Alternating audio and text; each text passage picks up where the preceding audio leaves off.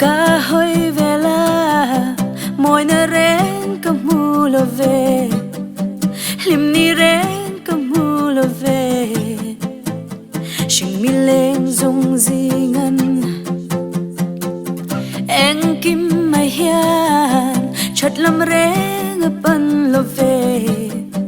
dik na reng an chan lo ve shing mi leng zong te hian ma se re to long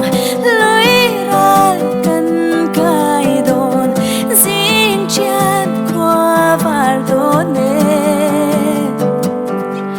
ôi suy lâu ca hôn tur khirin thiel siam te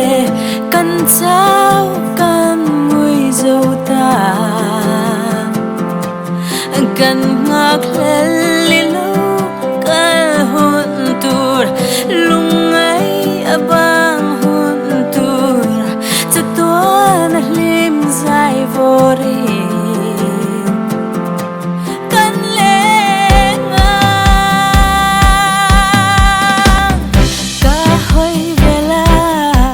lạc thăm rẽ bang lo về